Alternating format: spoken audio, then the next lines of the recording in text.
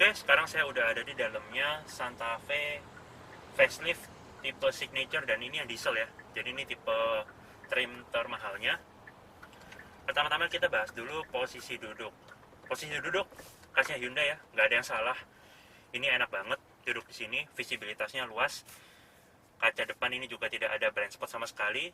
Karena ketika saya menyetel ini paling bawah pun, dudukannya paling bawah, central display ini, layar multimedia dia tidak terlalu tinggi sehingga visibilitasnya ini juga sangat bagus. Untuk posisi duduk juga ini sangat ergonomis. Pengaturan setir ini bisa tilt dan teleskopik.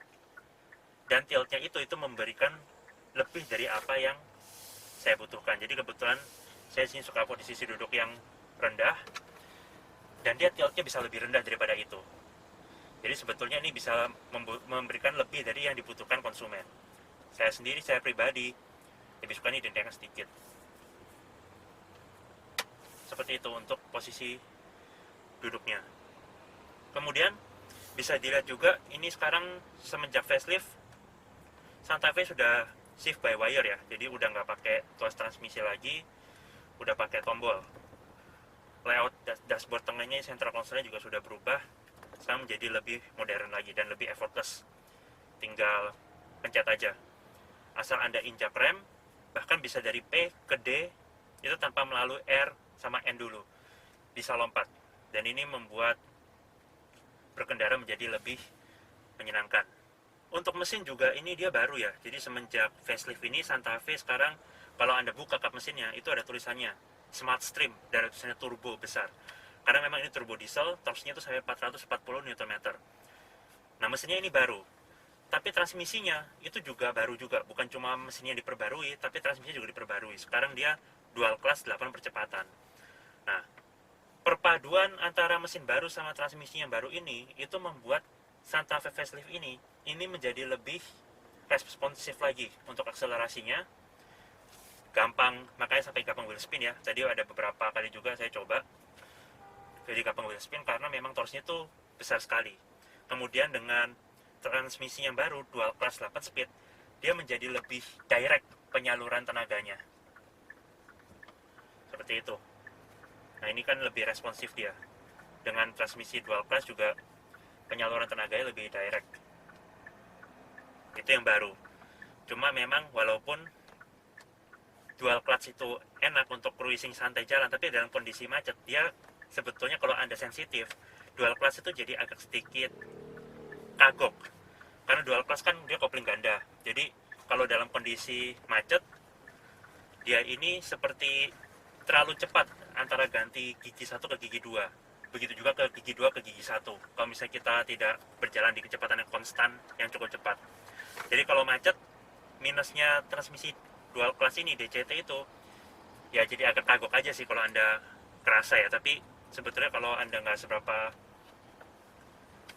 memikirkan hal itu, seharusnya tidak seberapa kerasa sih. Cuma tergantung Anda orangnya sensitif apa enggak. Tapi bagi Anda misalnya yang nggak seneng dual clutch, sebetulnya Santa Fe ini masih ada pilihan transmisinya itu yang gear AT 6 speed biasa. Nah, cuma pilihan transmisi tersebut itu adanya di trim yang gasoline, yang bensin. Jadi untuk di diesel, semenjak facelift ini dikasih transmisi yang dual clutch 8 speed, tapi kalau yang bensin itu masih dikasih yang gear AT biasa, 6 speed biasa. Nah, mungkin kalau Anda lebih suka yang gear AT biasa, itu bisa pilih yang varian bensin. Kemudian untuk kekedapan kabin, ini suara mesinnya ini lebih kerasa masuk ya, seperti ini misalnya. Nah, seperti itu lebih masuk ke kabin suaranya. Beda sama kalau misalnya di Palisade itu dia lebih tenang, lebih kedap. Ya karena memang dari segi harga juga Palisade itu lebih tinggi dan memang lebih premium daripada mobil ini. Kemudian untuk suspensinya, dari apa yang saya rasakan semenjak pre-facelift ke facelift ini, dia yang di facelift ini settingan suspensinya dia agak sedikit stiff ya. Jadi agak sedikit lebih kaku daripada generasi sebelumnya yang pre-facelift. Dan ini membuat pengendalian dia menjadi lebih presisi, lebih sigap. apalagi ketika Anda rubah mode pengendaliannya di sport. Nah, ini mendadak setir menjadi lebih berat, kemudian dia jadi lebih tajam lagi handlingnya. Jadi maksudnya Hyundai itu memberikan settingan suspensi yang agak lebih stiff daripada generasi sebelumnya, itu membuat Santa Fe ini tuh menjadi lebih rigid lagi nih. Kalau dibuat menikung, dibuat berkendara beragresif, itu lebih minim lagi limbungnya, body rollnya nggak ada, jadi lebih fat-to drive lagi. So sebetulnya settingan suspensi yang agak stiff ini itu nggak selalu buruk kok, tetap ada nilai plusnya, yaitu pengendalian menjadi lebih sigap. Settingan suspensi belakangnya ini juga dia menggunakan format multi-link, jadi ini enak banget nih buat tikung nih. Contohnya seperti ini, saya menikung, nah itu body roll itu hampir nggak asa teman-teman, jadi enak nih buat nikung. Kemudian untuk akselerasi juga ini nggak main-main ya. Sekarang saya ada di mode sport, saya coba injak gas agak dalam sedikit, nah itu terasa tenaganya tuh menyemburnya tuh kenceng banget. Cuma sayang nih depan tadi masih ada hambatan. Coba saya injak lagi, nah kedengeran kan suara mesinnya yang gede kayak gitu, sama sampai wheel spin juga tadi. Ini berarti memang tenaganya ini overpower banget ya nih untuk Santa Fe. Sebenarnya mesinnya itu juga ada sih di Palisade, itu sama. Kalau di sini itu jadi overpower, kalau di Palisade itu jadi pas, karena kan dimensinya Palisade itu kan lebih gede juga. Tapi nggak apa-apa, kalaupun di mobil ini dia jadi overpower, itu berarti kan lebih dari cukup. Jadi mana-mana lebih baik lebih daripada kurang, kayak gitu. Ini bikin saya ketagihan pengen akselerasi terus kayak gini. Nah tuh, sama suara mesinnya juga jelas masuk ya. Itu juga pengaruh, ini kan ada atap panoramik yang gede banget nih sampai belakang. Nah itu membuat kekedapannya juga berkurang juga. Kemudian untuk fitur juga Santa Fe facelift ini berjibun banget ya fiturnya ini untuk dalam hal safety. Terutama aja lah yang paling umum, airbag di tipe signature ini itu ada 6. Walaupun ya kalau Anda beli tipe di bawahnya itu bukan 6, itu cuma 2 aja sih di depan. Cuma untuk tipe signature ini, entah bensin ataupun diesel, 6 airbag itu sudah standar. Kemudian juga hill start assist pastinya udah ada di mobil ini. Dan yang canggihnya lagi, ini ada surround view monitor. Nah ini kamera 360, semoga kelihatan ya di situ. Nah ini ada pengaturannya juga. Ini kalau untuk mode depan doang, blind spotnya gimana. Nah ini ada belakang, ada sensor juga. Tadi dipotong motor dia bunyi ngasih tahu, lengkap. Nah itu ada motor di pojok kiri depan, dia juga ngasih tahu. Jadi di surround view monitornya dia juga tampil. Jadi untuk safety ini mumpuni banget. Kemudian juga katakanlah kita mau menyalip dari kiri dan kanan, di spion itu ada tanda segitiga merah, itu sebagai blind spot warning. Maksudnya kalau kita mau nyalip, mau ganti jalur, itu ada objek yang menghalangi, kita harus hati-hati. Kayak gitu, ada segitiganya merah, kasih tahu. Kalau itu masih kurang, ketika Anda sen katakanlah ke kiri, nah layar speedometer ini yang kiri itu menampilkan layar gambar yang ditangkap oleh kamera 360 yang di kiri. Nah ini namanya blind spot monitor. Ini juga menambah kesadaran kita ya sebagai driver menjadi lebih aware gitu sama sekeliling supaya lebih aman lagi. Kalau sen ke kanan, layar MID yang di sebelah kanan ini juga nampilin citra image yang ditangkap oleh kamera 360 yang di sebelah kanan itu, di bawah spion. Nah ini literally gambarnya tampil di sana, jadi ini aman banget, gak perlu takut ada blind spot nggak kelihatan sampai di bawah, sampai ngeliat ke bawah, itu nggak perlu, karena yang gambar yang tertampil di dalam MID itu semuanya jelas ya, dari atas sampai bawah bodi mobil ini kelihatan semua. Ini mengenai blind spot monitor. Ada lagi lane keeping assist. Nah lane keeping assist ini karena tipe signature ini itu udah dilengkapi sama fitur Hyundai Smart Sense, yaitu fitur radar ADAS, supaya dia bisa ngerem sendiri juga kalau kita lalai melakukan pengereman, dan ada fitur lane keeping assist-nya di sini. Kita coba nyalain, dia bisa mengkoreksi setir sendiri kalau kita melenceng keluar jalur, seperti itu. Harus ditahan ya. Dan fitur ini sebetulnya bekerja optimal ketika sudah lebih dari 60 km per jam kecepatannya. Nah, ini saya coba keluar jalur, dia belok kanan sendiri.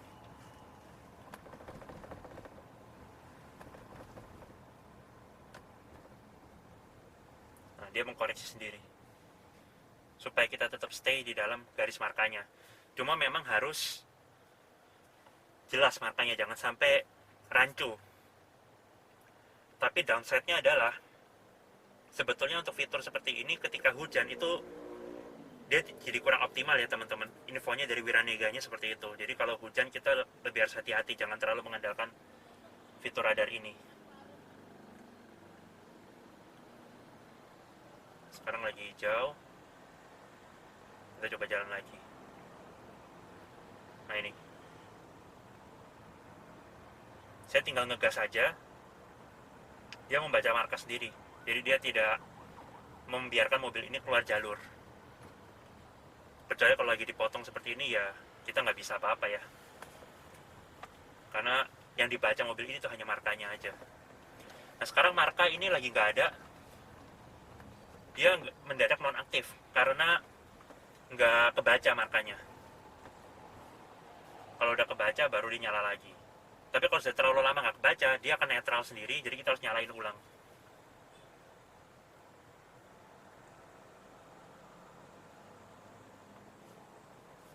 Nah ini depan ada becak, jadi ya terhalang.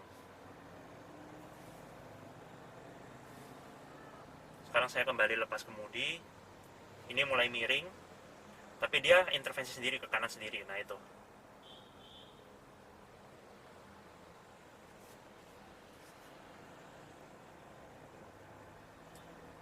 Jadi sebetulnya fitur safety-nya sih banyak banget ya di sini ya. Kalau sampai ada fitur-fitur seperti ini Anda masih nabrak, sepertinya mungkin Anda harus belajar nyetir lagi. Nah ini kan ke kanan, dia intervensi nih ke kanan. Tapi memang karena nggak lebih dari 60 km per jam, jadi kurang optimal. Jadi tadi ada pemberitahuan kita tetap harus intervensi sendiri ke setirnya. Seperti itu. Untuk fitur radarnya, walaupun ini lengkap banget tadi Hyundai Smart Sense, cuma masih ada satu fitur yang absen sih. Dan fitur ini sebetulnya sangat berguna banget untuk di lalu lintas Indonesia, yaitu Adaptive Cruise Control. Jadi pertama kali saya lihat mobil ini, saya pikir fitur itu udah ada di Hyundai Smart Sense-nya Santa Fe Signature ini. Cuma sayangnya masih belum ada sih. Yaitu sayang banget, jadi cruise control-nya pun dia masih cruise control yang biasa. Oke, untuk kesimpulan tadi recap aja. Tadi terbukti tenaganya dia overpower banget, lebih dari cukup. Makanya sampai gampang wheel spin ya. Karena kan mesinnya kan juga baru. Di Santa Fe sebelumnya aja itu tenaganya itu udah termasuk gede. Sekarang nih lebih gede lagi karena dia udah baru, makanya ada tulisannya Smart Stream kalau Anda buka kapes ini tadi. Dilengkapi juga sama di combo sama transmisinya ini yang sudah dual clutch 8 percepatan untuk yang diesel tapi ya. Dan itu membuat perpindahan gigi menjadi lebih rapat-rapat dan lebih halus gitu punya pergantian transmisinya. Walaupun kalau macet ya mungkin kalau dual clutch tuh agak kikuk sedikit ya, agak kagok gitu. Itu pun kalau Anda kerasa, kalau nggak kerasa ya udah lupain aja. Seperti itu. Kemudian untuk settingan suspensi, dia menjadi lebih agak sedikit stiff dari Santa Fe yang sebelumnya, dan itu bukan hal buruk. Itu membuat kalau belok itu nikungnya jadi lebih enak, lebih rigid. Seperti itu. Diperpadukan juga dengan suspensi belakang yang multi-link. So, sebetulnya kesimpulannya, Santa Fe facelift ini, itu Hyundai membuat mobil ini itu menjadi lebih driver oriented, menjadi lebih fun to drive. Jadi mobil ini itu lebih cocok dikendarai sendiri. Bisa dibilang sih Hyundai itu agak mengesampingkan faktor kenyamanan ya untuk mobil ini. Tapi bukan berarti mobil ini nggak nyaman. Mobil ini masih nyaman, masih mumpuni, masih lebih dari cukup. Kabin belakang juga luas, kulitnya juga premium, segala macam. Mobil ini masih tetap nyaman. Cuma yang dimaksud Hyundai itu, kalau anda menuntut kenyamanan yang lebih, nah mungkin anda harus ke Palisade, karena mobil itu tuh memang nyaman banget sih. Palisade itu dia sudah lebih kedap, kemudian juga bantingan suspensinya lebih empuk daripada mobil ini, plus dia juga tetap irit bahan bakar. Nah sedangkan di mobil ini dia itu menjadi lebih fun to drive. Oleh sebab itu kalau anda mau beli mobil Hyundai tapi kepengennya itu lebih ke comfort oriented, nah itu pilihannya ada di Palisade. Mobil ini dia lebih ke arah fun to drive, lebih driver oriented, lebih enak untuk disetir sendiri. Seperti itu secara harafiah ya. Oke, jadi gitu aja test drive kita kali ini. Opini saya dari tadi itu semua opini pribadi ya. Kalau anda kepingin beli mobil ini, saya saranin anda coba sendiri supaya anda bisa buktiin apa yang saya bilang tadi itu benar apa enggak. Karena dimana-mana kalau anda berminat beli mobil ini, mencoba sendiri itu cara yang paling bijak. Jadi anda bisa akurat dalam memilih. Ini barang properti punya Hyundai Gubeng. Untuk harga dan nomor telepon kontak marketing itu nanti bisa dicek di kolom deskripsi di bawah. Sekian.